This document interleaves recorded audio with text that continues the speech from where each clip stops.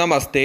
കൊല്ലവർഷം 1200 ആണ്ട് കർക്കിടക മാസം 1 തീയതി മുതൽ കർക്കിടകം 31 വരെയുള്ള, അതായത് 2025 ജൂലൈ മാസം 17 തീയതി മുതൽ ഓഗസ്റ്റ് 16 വരെയുള്ള കർക്കിടക മാസ ഫലത്തെക്കുറിച്ചാണ് ഈ വീഡിയോയിലൂടെ പറയുന്നത്.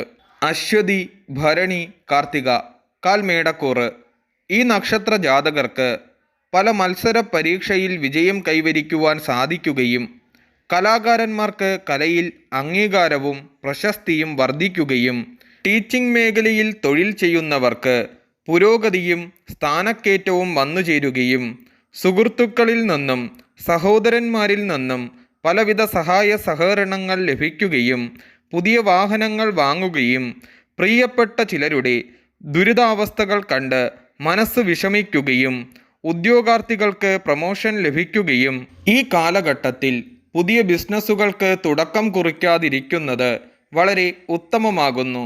ബിസിനസ്സുകാർക്ക് ബിസിനസ്സിൽ പ്രതീക്ഷിച്ച നേട്ടം കൈവരിക്കുവാൻ സാധിക്കില്ല.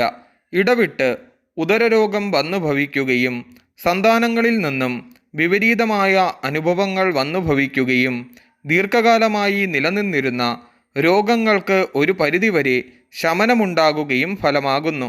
പരിഹാരമായി ശാസ്താവിന് നീരാഞ്ജനം നടത്തുന്നതും ശിവന് മൃത്യുഞ്ജയ അർച്ചന നടത്തുന്നതും ഉത്തമമാകുന്നു ഈ നക്ഷത്ര ജാതകർക്ക്.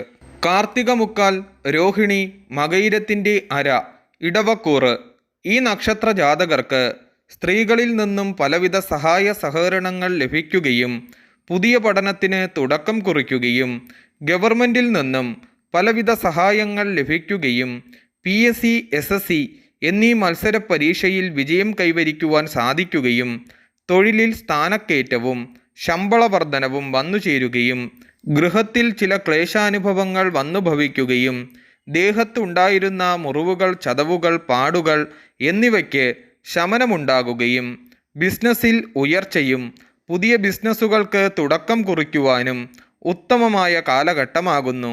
ഇരുമ്പ്, കല്ല് എന്നിവ വ്യാപാരം ചെയ്യുന്നവർക്ക് പ്രതീക്ഷിക്കുന്നതിൽ കവിഞ്ഞ ലാഭം വന്നുചേരുകയും പരിഹാരമായി ദേവീക്ഷേത്രത്തിൽ കടും പായസം അർപ്പിക്കുന്നത് വളരെ ഉത്തമമാകുന്നു. മകയിരമര, തിരുവാതിര, പുണർദം മുക്കാൽ, മിഥുനക്കൂറിൽ ഉൾപ്പെട്ട ഈ നക്ഷത്ര ജാതകർക്ക് ദൈവാധീനം വർദ്ധിക്കുന്ന ഒരു കാലഘട്ടമാണ്.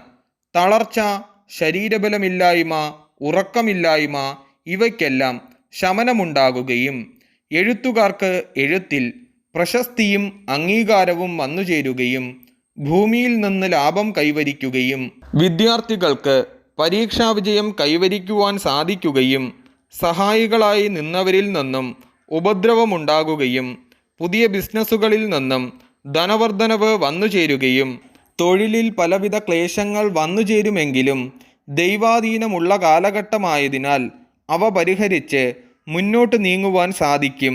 പുതിയ ഗൃഹനിർമ്മാണത്തിന് തുടക്കം കുറിക്കുകയും വിവാഹ കാര്യങ്ങൾക്ക് തീരുമാനം ഉറപ്പിക്കുകയും വിദേശവാസത്തിനും ഉത്തമമായ കാലഘട്ടമാകുന്നു.